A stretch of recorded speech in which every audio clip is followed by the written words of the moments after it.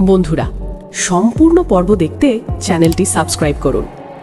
আজকে ইন্দ্রাণী গাঙ্গুলি বারান্দায় দাঁড়িয়ে আকাশের দিকে তাকিয়ে আছেন।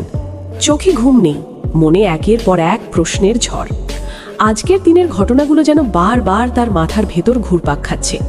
হঠাৎ একটা ঠান্ডা হাওয়া এসে তাকে কাঁপিয়ে দিল। ঠিক সেই মুহূর্তেই তার মনে পড়ে গেল গুরুজির সেই রহস্যময় কথা। আয়ুষের জীবনের সঙ্গী হবে এক সাধারণ ঘরের মেয়ে, কিন্তু তার মধ্যেই লুকিয়ে থাকবে অসাধারণ শক্তি। সকাল হতেই আর এক মুহূর্ত দেরি না করে ইন্দ্রাণী শঙ্করকে ডেকে পাঠালো। কুসুম আর আয়ুষের কুষ্ঠি নিয়ে সে ছুটে গেল গুরুজির আশ্রমে। আশ্রমে পৌঁছেই সে দেখল চারদিকে এক অদ্ভুত নীরবতা, যেন কিছু একটা ঘটতে চলেছে। গুরুজি তখন গভীর ধ্যানে নিমগ্ন।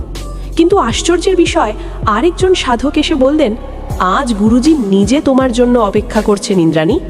এই কথা শুনে ইন্দ্রাণীর বুকের ধুকপুকানি আরও বেড়ে গেল। কিছুক্ষণ পর গুরুজি চোখ খুললেন। তার চোখে যেন এক অদ্ভুত জ্যোতি।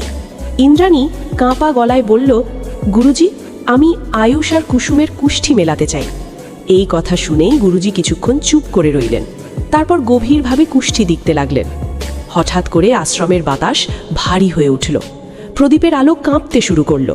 গুরুজি চোখ বন্ধ করে বললেন, ইন্দ্রাণী, তুমি আজ এমন এক সত্যের সামনে দাঁড়িয়ে আছো যা তোমার জীবন বদলে দেবে। ইন্দ্রাণী আতঙ্কিত হয়ে বলল, কি সেই সত্য গুরুজি?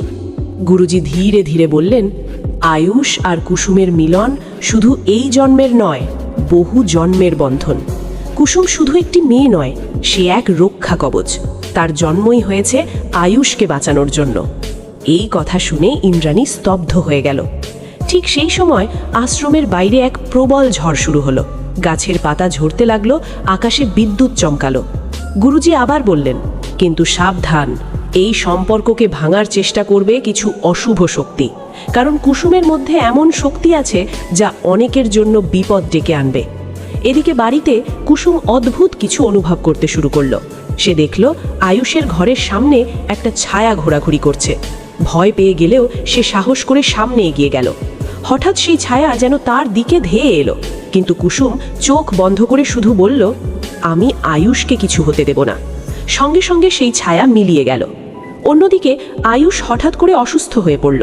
ডাক্তাররা কিছুই বুঝতে পারছে না, সবাই ভয়ে অস্থির। ঠিক তখনই কুসুম এসে আয়ুষের পাশে বসে তার হাত ধরে রাখল। আশ্চর্যজনকভাবে কিছুক্ষণ পর আয়ুষের শ্বাস স্বাভাবিক হয়ে গেল। ইন্দ্রাণী বাড়িতে ফিরে সব ঘটনা জানালো। সবাই অবাক, কিন্তু তখনও স্তব্ধ রয়ে গেল। একটা সাধারণ মেয়ে কিভাবে এত কিছু করতে পারে? ঠিক তখনই শঙ্কর বলল, আমি অনেক দিন ধরেই লক্ষ্য করছি, কুসুম যেখানে থাকে সেখানে কোনো বিপদ স্থায়ী হয় না। কিন্তু গল্প এখানেই শেষ নয়। রাত বাড়তেই বাড়ির পেছনের পুরনো বটগাছের নিচে এক অদ্ভুত আলো দেখা গেল। এক অজানা ব্যক্তি সেখানে দাঁড়িয়ে বলল, এই সম্পর্ক আমি হতে দেব না। তার চোখে ছিল ভয়ঙ্কর দৃষ্টি। পরদিন সকালে গুরুজি নিজে গাঙ্গুলি বাড়িতে এলেন। তিনি বললেন, সময় খুব কম, আয়ুষ আর কুসুমের বিয়ে যত তাড়াতাড়ি সম্ভব দিতে হবে, না হলে বড় বিপদ আসছে। সবাই একে অপরের দিকে তাকিয়ে রইল। ইন্দ্রাণী এবার আর দেরি করল না। সে দৃঢ় গলায় বলল, যা হওয়ার হোক, আমি আমার ছেলের জীবন বাঁচাতে চাই। কুসুমই হবে এই বাড়ির লক্ষ্মী। ঠিক সেই মুহূর্তে কুসুমের কপালে এক অদ্ভুত আলো জ্বলে উঠল। সবাই বুঝে গেল এটা কোনো সাধারণ ঘটনা নয়, এটা ঈশ্বরের ইঙ্গিত। কিন্তু প্রশ্ন থেকে যায়, কে সেই অজানা শত্রু? কেন সে এই সম্পর্ক ভাঙতে চায়? আর কুসুমের আসল শক্তি কতটা গভীর? গল্পের পরবর্তী পর্বে জানা যাবে এই রহস্যের আসল সত্য। ঝড় থেমে গেলেও গাঙ্গুলি বাড়ির অশান্তি কিছুতেই থামছিল না। সকালটা অস্বাভাবিক নীরব, যেন সবাই অপেক্ষা করছে কিছু একটা ঘটার জন্য। ইন্দ্রাণী গাঙ্গুলি খুব ভোরে উঠে পূজার ঘরে বসে পড়লেন। হাতে জপমালা, কিন্তু মনটা স্থির নয়। বারবার তার চোখের সামনে ভেসে উঠছে গুরুজির কথা, সময় খুব কম। এদিকে কুসুম চুপচাপ উঠোনে বসেছিল। তার চোখে এক অদ্ভুত চিন্তা। হঠাৎ সে দেখতে পেল সেই একই ছায়া আবার বাড়ির দরজার কাছে ঘোরাঘুরি করছে। এবার সে আর ভয় পেল না।